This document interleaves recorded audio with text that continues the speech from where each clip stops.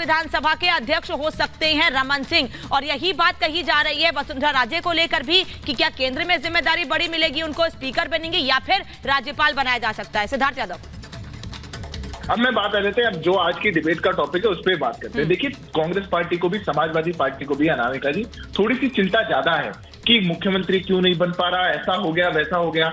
बात कुछ और नहीं है। सोनिया जी और राहुल जी के बीच में बात हुई कि यार हमने तो तेलंगाना का बना दिया इतनी जल्दी, और देखो भ्रष्टाचार भी हमने चालू कर दिया वहां पर, ये बना भी नहीं पा रहे। अरे जिनका एजेंडा ही वहां पर बना करके तुरंत भ्रष्टाचार करने का था, उनको तो बड़ी जल्दी होगी, स्वाभाविक है। अब हमारे यहाँ तो कोई वैधानिक प्रक्रिया है, कोई संविधान के रूप से कोई विधायक दल का नेता चुना जाना है, कोई अच्छा नेतृत्व चुना जाना है, क्योंकि एजेंडा कुछ और है। आप मानिए कमिटमेंट कुछ और है। ये बोलते हैं कि 9 साल से क्यों नहीं पकड़ा था, अरे साहब को, अरे जब ईडी आप लोग के घर पे जाके थकथका रही है, आपके माँ बेटे की दोनों की जोड़ी बेल पर बाहर है, आपके सारे नेता कोने ढूंढ रहे हैं कहां जाकर छुप जाए, क्योंकि ईडी का काल आपके पीछे मंडराता है। तो कहते हैं यार एजेंसियां 9 साल से हमारे हाथों के पीछे पड़ी हैं। अब किसी के घर में 200 करोड़ निकल गए तो कह रहे हैं ईडी 9 साल से क्यों नहीं आई थी। देखिए, इन बातों का कोई जवाब नहीं है। हमारे सभी प्रदेशों में अच्छा नेतृत्व बनने जा रहा है। चौहान के नेतृत्व में आपकी पार्टी को बहुमत मिला है। छोड़ करके 2 दिन से डिबेट चल रही थी, लाडली बहना योजना के ऊपर मैंडेट मिला है। नहीं तो फिर आप एक बात बताइए, अगर निवर्तमान मुख्यमंत्री श्री शिवराज सिंह चौहान जी के नेतृत्व में पार्टी जीत गई, मैं डॉक्टर खान के पास आप उनको मुख्यमंत्री बनाइए। मुझे किसी की बात समझ में नहीं आ रही है,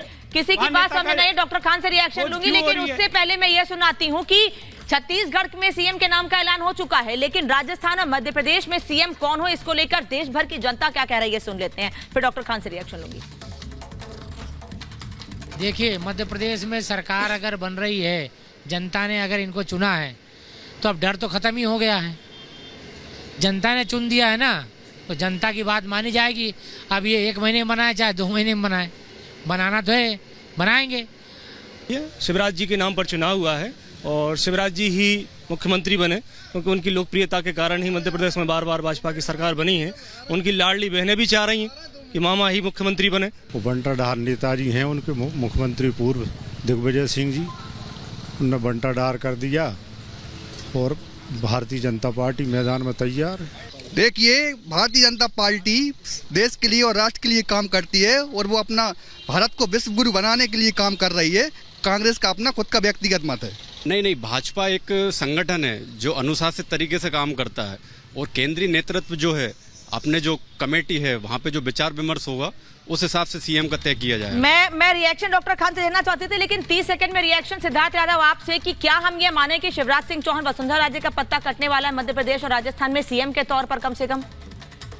देखिए, कुछ मानने की आवश्यकता नहीं है। थोड़ा अनामिका जी, हमने भी थोड़ा सा समय लिया है, 2-4 डिबेट हो गई इसी बहाने, आप लोग भी अच्छी चर्चा कर पा रहे हैं, देश के लोग भी मान रहे हैं। हमारे यहाँ बहुत वैधानिक प्रक्रिया है। अभी हमारे विधायक जितने भी हैं उनका मंथन चल रहा है, राजस्थान में चल रहा है, कल मध्य प्रदेश में, सब अपने सुझाव देंगे, अपने नाम देंगे। शीर्ष नेतृत्व हमारा पार्लियामेंट्री बोर्ड बैठेगा, सभी नामों के सुझाव के साथ मजबूत नेतृत्व निकल कर आएगा। शिवराज जी, वसुंधरा जी दोनों हमारे बड़े नेता हैं, बड़ी जिम्मेदारियां उनके पास ऑलरेडी है, राष्ट्रीय उपाध्यक्ष है, सिटिंग मुख्यमंत्री है, आगे भी बड़ी जिम्मेदारियां रहेंगी और प्रदेश को भी मजबूत नेतृत्व। चलिए, आप कह रहे हैं आपके नेताओं के पास बड़ी जिम्मेदारी रहेगी। डॉक्टर खान, विपक्ष कैसे देख रहा है भारतीय जनता पार्टी में इस चर्चा को, या यूं कहूं इस पसोपेश की स्थिति को?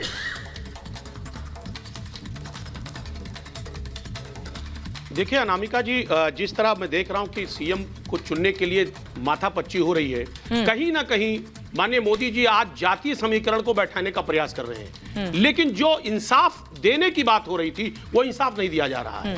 इसलिए समाजवादी पार्टी ये बात को मान रही है कि इंसाफ जनता चाहती है, इंसाफ मांग रही है जनता।